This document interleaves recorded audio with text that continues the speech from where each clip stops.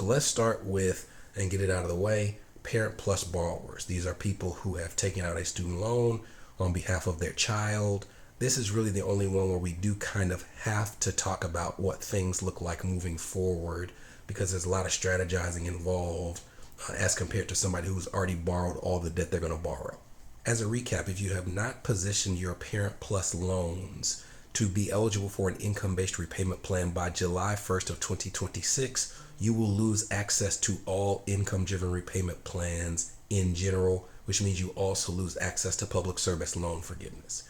What it means to position a parent plus loan for income-driven repayment is you have to have consolidated that loan. And we talked about this concept. It's very odd, but even if you have one solitary parent plus loan, you can actually consolidate one loan under the federal student loan system. What happens when you do that is you take a loan that wasn't eligible for any income-driven repayment plan, and you at least make it available after that first consolidation for income contingent repayment. Now, income contingent repayment is a terrible plan. Instead of you being able to take, away 150% of the federal poverty level before you calculate your income and paying 10% of whatever's remaining or 15% of whatever's remaining, income contingent repayment only allows you to take away the federal poverty level itself. There is no multiple, and then it charges you 20% of whatever is left. So it's a really, really punitive payment.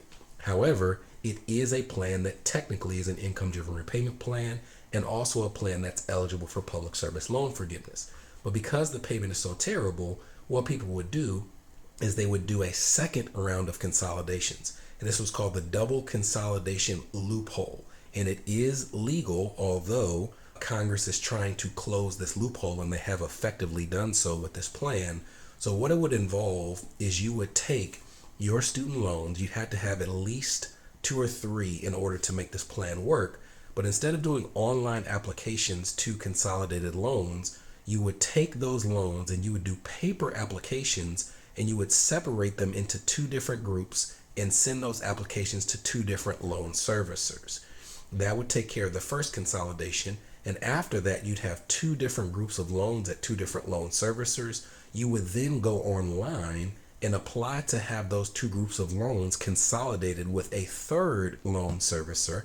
And after you've done that double consolidation, you would be eligible for any income-driven repayment plan in addition to ICR. Basically, the way that would happen is they would have removed on that last round of consolidations any trace of it being an original parent plus loan, which would have allowed you to apply for any of those programs. So if you're looking at where you stand in this process moving forward and what you should do, if you have already done your double consolidation and you're already eligible for any of the income-driven repayment plans, then you need to go for the one that's going to cost you the least amount of money. If you're eligible for new IBR, that would be ideal, because that plan's going to stay around forever. If you're eligible for pay-as-you-earn, I would still sign up for pay-as-you-earn if you're not eligible for new IBR, because then at least you would lock in a low payment for as long as possible, knowing that eventually they're going to move you to the old version of income-based repayment. And if you're on old version of income-based repayment already, stay there if that's the only plan that you're eligible for. But if you're eligible for pay-as-you-earn, then I would switch to pay-as-you-earn for the same reason. Try to get that lower payment for as long as you can, because eventually they're going to stick you right back in the old version of income-based repayment. That's if you've already done the double consolidation of a parent plus loan. If you have not done the first round of consolidations, or even if you've done the first round of consolidations, I would probably stay put and just sign up for income contingent repayment and wait for them to put you on income-based repayment. The reason for that is it is taking a very long time to have consolidated applications processed right now. And the last thing that you want to happen is to be trying to take care of this consolidation before July 1st, 2026. It doesn't happen. And all of a sudden, if you never consolidated your loans in the first place, you can't even access any plan.